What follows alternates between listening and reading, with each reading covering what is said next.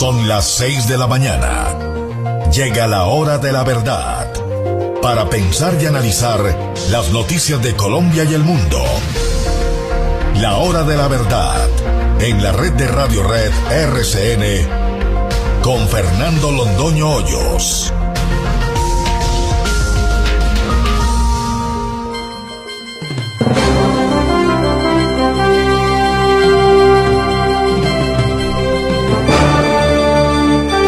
Muy buenos días. Son las 6 de la mañana de este miércoles 2 de noviembre de 2016.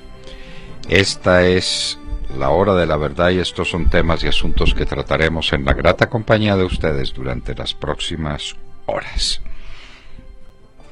Ante la reina Isabel, los lores y una audiencia selectísima, Santos dijo que respetaba los resultados electorales en Colombia del plebiscito, aunque hubieran sido obtenidos con engaños, con desinformación y mentiras.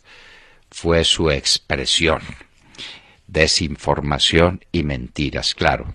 Como él no tenía todos los medios de comunicación a su servicio, toda la publicidad del Estado, toda la publicidad de los gobernadores y de los alcaldes, toda la publicidad de los ministros haciendo descaradamente política, toda la publicidad del presidente de la República, entonces engañó a la gente.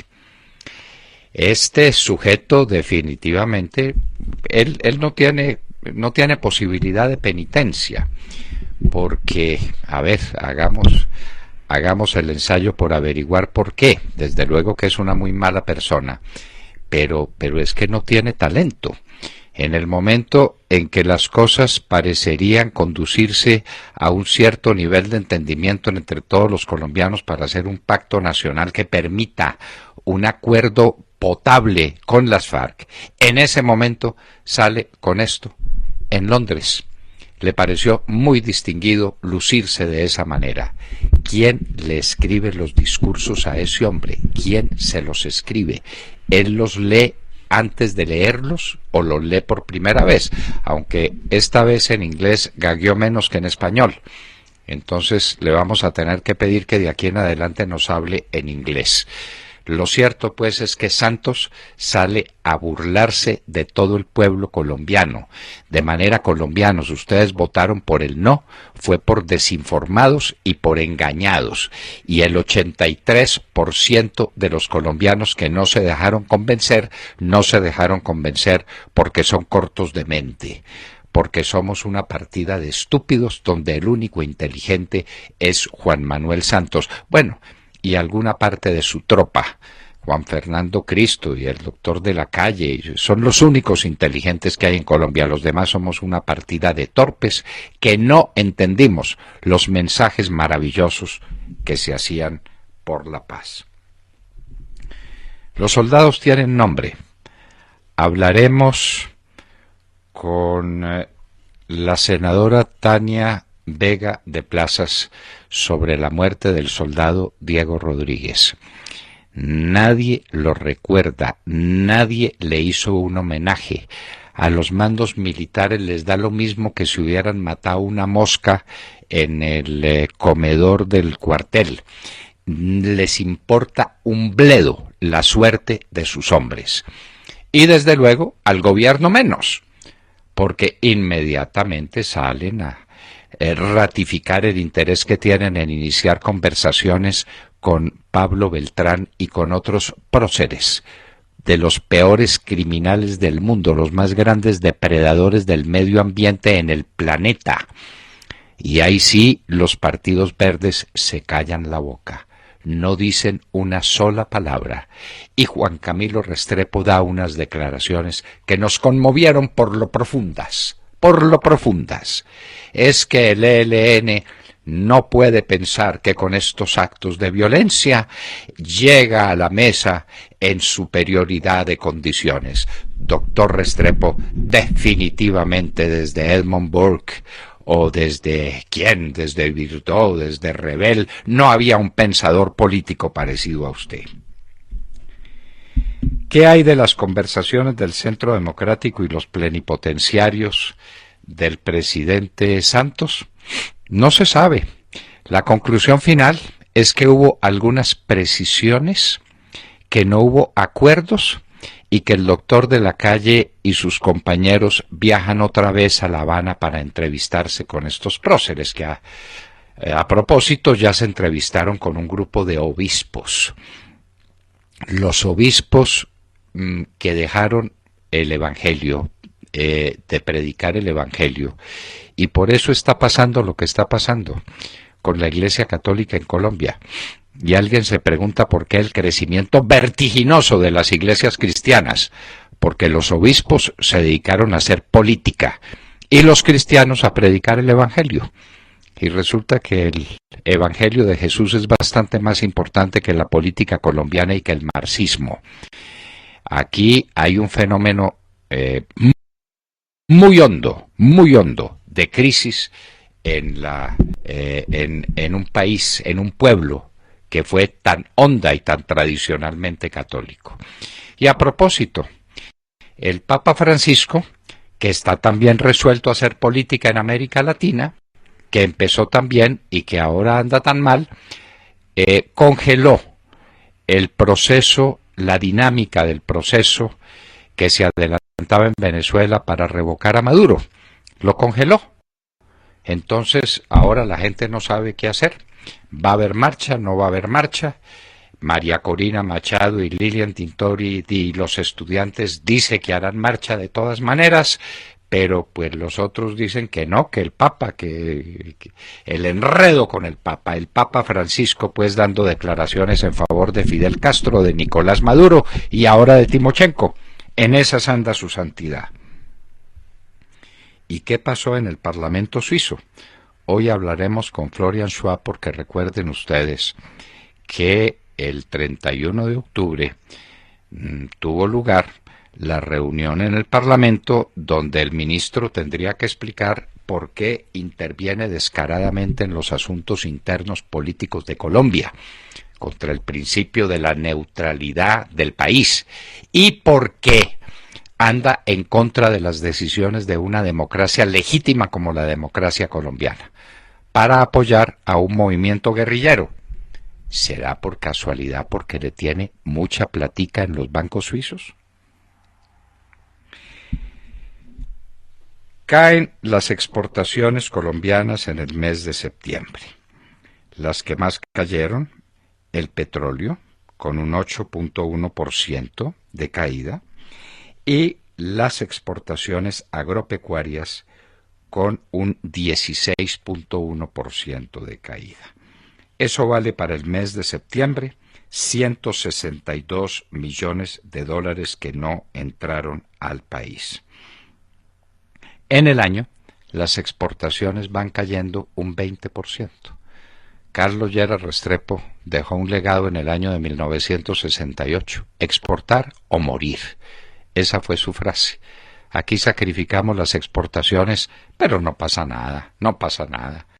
Con tal de que de la Calle se pueda abrazar con Timochenko en Cuba, que caigan las exportaciones colombianas, que rumbe el desempleo, que la gente se empobrezca y que no tenga cómo vivir. A propósito, el cálculo que están haciendo es que el año entrante habrá un punto más de inflación por cuenta de la reforma tributaria. Eso significa que habrá un punto más de impuesto. La inflación es un impuesto disfrazado. De manera que en la reforma tributaria súmenle a los sobrecostos en los productos esenciales del 16 al 19%, súmenle un 1% de inflación. Y eso, cálculo oficial que siempre se equivoca y que siempre miente. En Irak sigue la gran batalla de Mosul. Hay optimismo entre las tropas iraquíes y aliadas. Dicen que las cosas pueden resultar menos difíciles de lo que se había pensado. Ya se tomaron los barrios del este, todos los barrios a un lado del río Tigris. Recuerden que Mosul está surcada por las aguas del río Tigris. El Tigris y el Éufrates son los ríos tutelares del Irak. El Tigris divide la ciudad de Mosul en dos y ya la parte este parece definitivamente en manos de las tropas invasoras de Irak y de las tropas de los Estados Unidos y de un grupo kurdo. Eso es lo que parece, y que en las próximas horas podríamos tener noticias de la caída definitiva de Mosul. Por los escándalos con sus correos electrónicos, y eso que no le han cobrado suficientemente la trampa que hizo con una periodista de CNN, Hillary Clinton cayó 7 puntos en las encuestas. Encuestas que ahora por medio punto o por un punto comanda Donald Trump. En eso está la política de los Estados Unidos, y la competencia no es por cuál gana, sino por cuál pierde menos. Porque el pueblo americano entendió, nunca hubo una controversia presidencial con gente tan desprestigiada como la de ahora. No se le puede preguntar al electorado para luego ir en contra de su voto. ¿Quién dijo eso? Pues nada menos que un expremio Nobel de Paz en 1998 y un expremier de Irlanda, David Trimble. Dijo, no se puede preguntarle al electorado y después ir en contra de su voto, que fue lo que está haciendo Santos. Primero pregunta, claro, convencido de que iba a ganar, pues tenía todo el presupuesto, medios de comunicación, alcaldes, gobernadores, obispos, lo que quiera, el miedo a la gente, una campaña de terror, iba a arrollar en el plebiscito, lo perdió, y entonces ahora el plebiscito es maldito, y se dio por muy estrecho margen, 83-17, y porque la gente en Colombia se deja desinformar y engañar, porque los colombianos somos muy torpes para inteligentes, Juan Manuel Santos. El fascismo, comunismo en Bogotá, los amigos de la paz. Aquí hubo el pasado domingo, cuando se hizo una marcha de protesta, pasado sábado, una marcha de protesta, por 1000 razones por las que hay que protestar, un acontecimiento que hay que subrayar. Salieron 200 fascistas comunistas, porque es que la idea es que entre el fascismo y el comunismo hay una oposición total. Hermanos de sangre, son igualiticos, son la misma cosa. Salieron armados con cadenas, armados con bates de béisbol para darle palo a los manifestantes que iban en señal de protesta. De manera que esta, señores, es la nueva paz, la paz de Santos, a punta de cadenazos y de golpes de bate.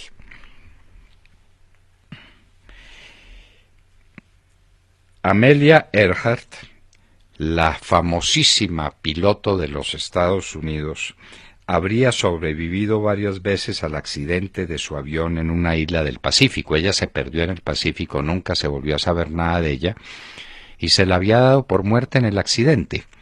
Todo parece indicar, después de muchas investigaciones, que sobrevivió al accidente y que vivió meses, tiempo largo, en una isla del Pacífico en la que moriría después. Ban Ki-moon, el secretario general de la ONU, expulsa del cargo al jefe militar de las tropas de la ONU en Sudán porque no defendieron a los civiles durante las confrontaciones que tuvieron lugar en ese sitio. Los de la ONU se metieron en sus cuarteles y dejaron que a la gente, a los civiles, los asesinaran.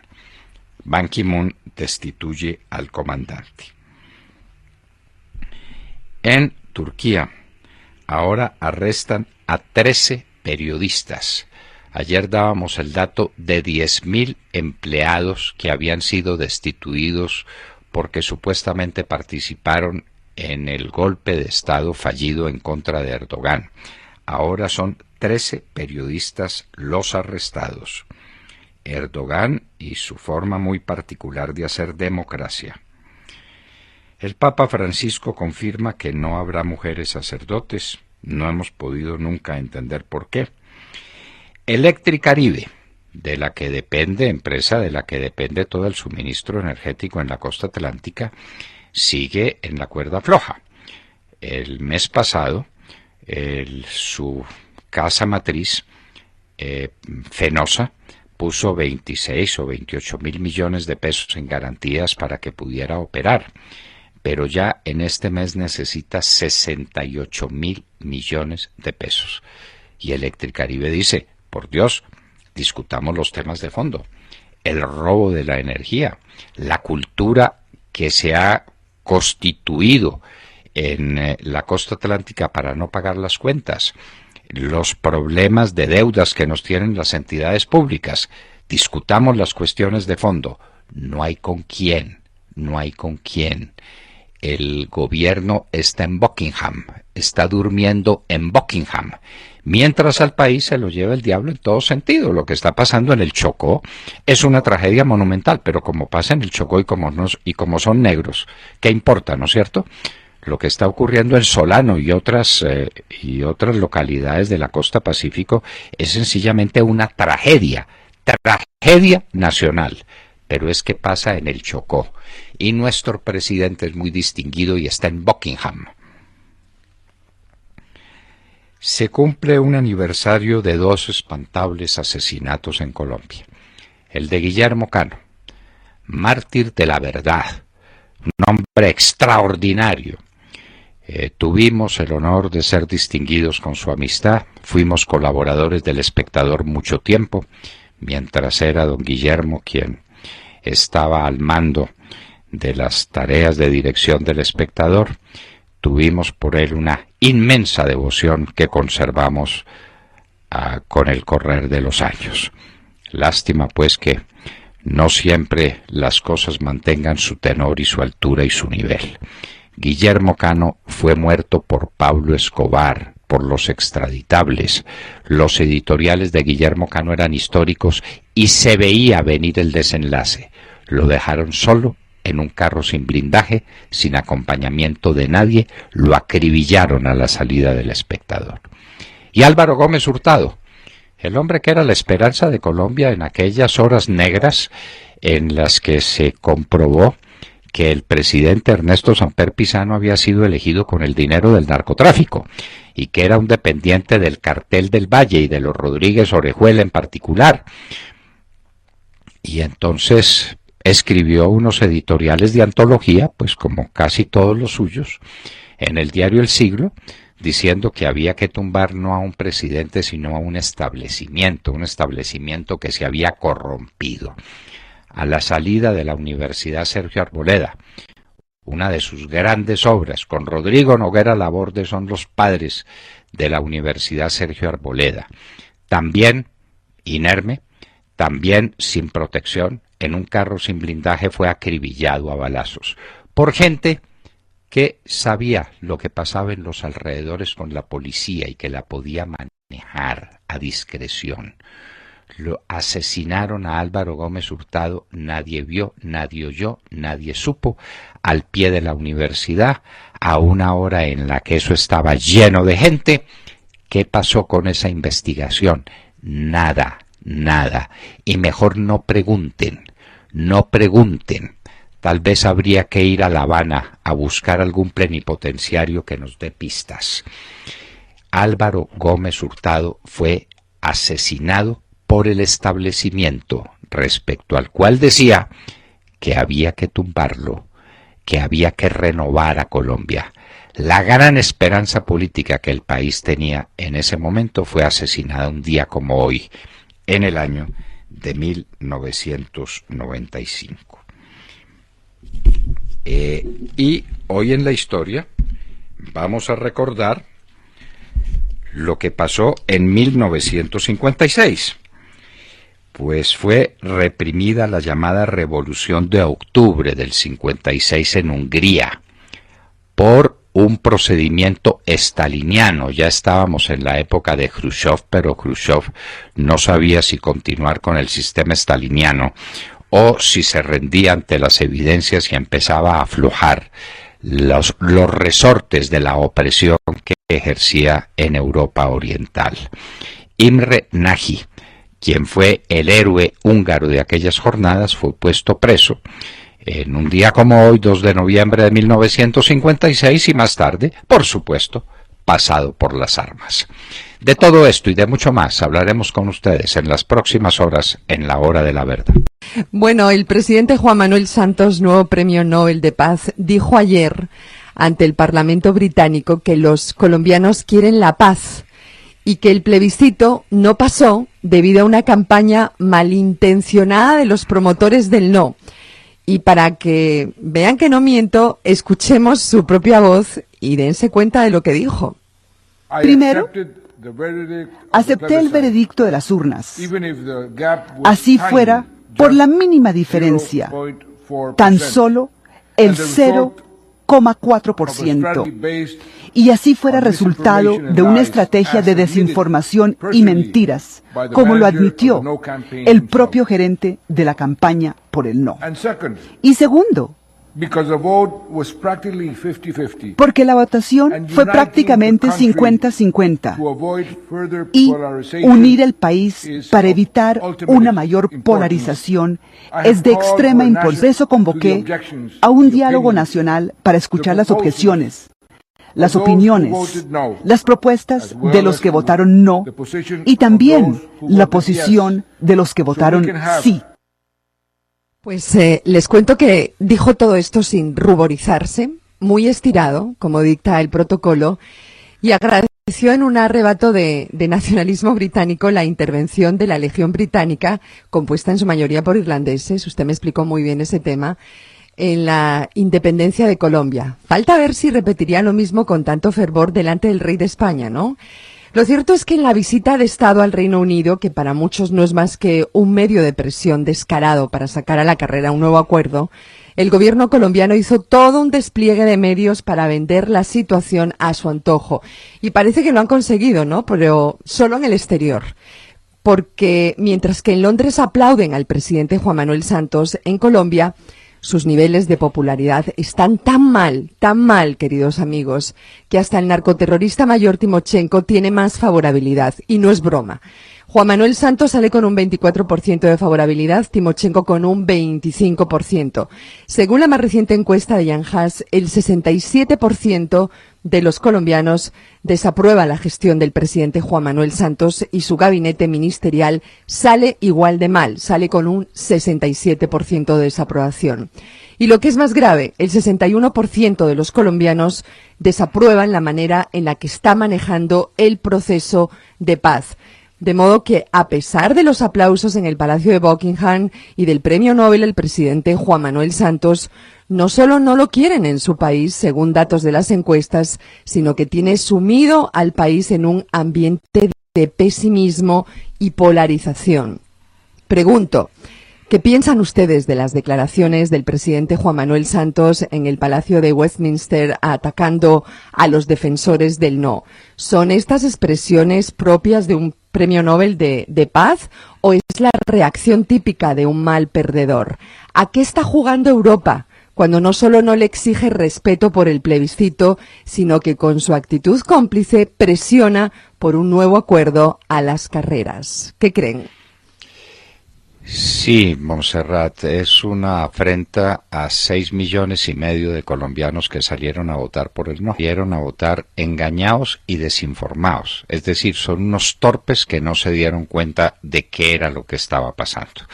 Los inteligentes fueron los otros, los del sí, especialmente él, que es tan inteligente y que es tan brillante como el mundo entero lo reconoce. Es uno de los hombres de mayor talento que ha nacido en este país. Al frente suyo, ¿qué diríamos? Rafael Núñez y Marco Fidel Suárez y Laureano Gómez y Álvaro Gómez Hurtado y Mariano Ospina Pérez fueron unos pobres diablos. Para talento, el de Juan Manuel Santos. Los demás votamos por desinformación y por engaños. De manera que todo el argumento que tiene contra el no son las declaraciones de un pobre gerente de la campaña que no fue gerente, que no gerenció nada y que no hizo nada y que no tuvo ninguna influencia en la campaña por el no. Ninguna, absolutamente ninguna, en absoluto. Pero dio unas declaraciones por ahí para hacerse notar y entonces ese es el argumento de Santos para decir que Colombia se dejó engañar y se dejó desinformar por parte del que no tenía prensa, no tenía radio, no tenía televisión, no tenía nada, no tenía dinero para hacer campaña, no tenía presupuesto, no tenía nada. Y ese engañó a 6,5 millones de colombianos. Los otros, los que no se dejaron engañar, fueron los que tuvieron todo el presupuesto, toda la radio, toda la televisión, toda la prensa, todos los gobernadores, todos los alcaldes, todos los ministros, el presidente, todo. Esos no se dejaron engañar. Esos sí sabían exactamente qué era lo que estaba pasando. No hay derecho. Uno puede ser cínico, pero tanto. Dios mío. William Calderón. Doctor Londoño, buenos días Colombia, gracias por invitarnos a sus hogares y a sus vehículos. Hoy es miércoles 2 de noviembre del año 16, son las 6:32 de la mañana. Hoy se cumplen 21 años del magnicidio de Álvaro Gómez Hurtado, quien al igual que Bolívar y Núñez, se encuentra esa pasión por impulsar el cambio en sus diversos campos de acción. Estos tres personajes, reconocidos por ser defensores del orden en el gobierno y promotores de varias reformas, los unió esa voluntad de cambio y de limpiar los establos degradados del quehacer político, lo que los llevó a luchar por la alta política y a chocar con los caciques de turno que entienden el servicio público como un medio para enriquecerse.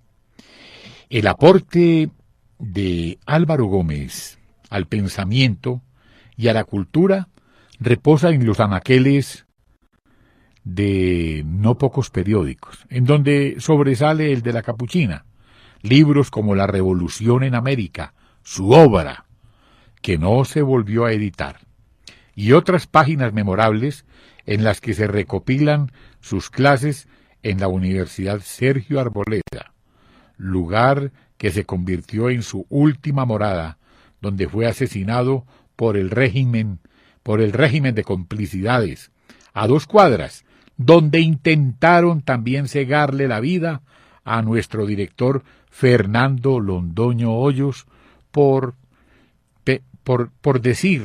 expresar lo que el pueblo colombiano quería escuchar. Allí murieron también Rosenberg y Ricardo, mientras otros crímenes fueron declarados imprescriptibles, como el de Galán, Gaitán, Lara Bonilla, Lou Murtra, Guillermo Cano, Bernardo Jaramillo, Carlos Pizarro. El de Álvaro Gómez, para evitar su impunidad, no goza del mismo estatus. Coincide todo esto con el sacrificio de don Guillermo Cano, a quien también asesinaron por sus editoriales. Doctor Londoño, ¿qué dirán en La Habana de todo esto? Bueno, en La Habana son muy amigos de la prensa libre, tanto que les van a dar 31 emisoras de FM. Claro, por supuesto, para que ellos tengan las emisoras que quieran y para que puedan imponer el régimen del terror, de manera que uno tiene para escoger entre oír la prensa de las FARC o hacerse matar, porque pues esa es la dialéctica del fascismo-comunismo. Álvaro Gómez Hurtado, grande entre los grandes. Usted no destacó uno de los elementos más claros de su pensamiento político, el desarrollo económico. La campaña que hizo en el año de 1970 fue una campaña memorable, 74, perdón, una campaña memorable, prendida y teniendo el respaldo de las encíclicas papales de su tiempo. Planteó lo que llamaron despectivamente el desarrollismo. Sin desarrollo económico no hay paz, sin desarrollo económico no hay salarios, no hay oportunidades para la gente, no hay nada. Lo que le ha dado al mundo igualdad y desarrollo y bienestar en unas proporciones gigantescas ha sido ese liberalismo económico que propugnaba Álvaro Gómez. Recuerda que alguna vez dijo: yo soy el último de los liberales. De los liberales en el sentido pleno de la expresión, en el sentido que eso tiene en Europa. Yo soy el último de los liberales. Grandes obras las suyas, la primordial y la fundamental, La Revolución en América, que valdría la pena que alguno la leyera antes de juzgar la dimensión de ese hombre extraordinario que fue asesinado en las calles de Bogotá por alguien que sabía muy bien cómo se movía la policía en el sector, ¿no? Sí. Después de haber escrito una editorial que produjo una verdadera conmoción en Colombia diciendo que el problema no era un presidente sino